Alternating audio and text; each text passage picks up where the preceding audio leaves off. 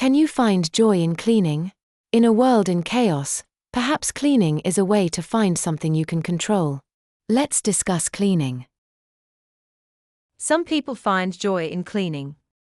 They say there's something satisfying about seeing everything organized and sparkling clean.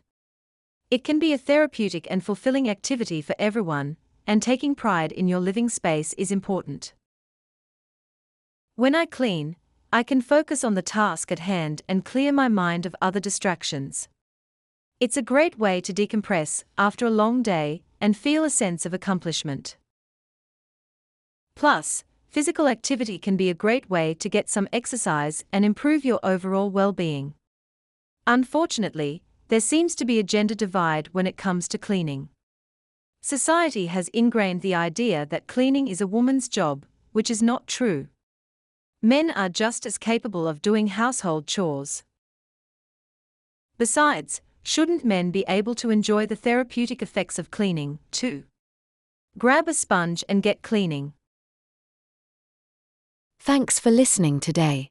Please try this lesson or any other of the hundreds available at ArtisanEnglish.jp. It's time to ride the learning curve.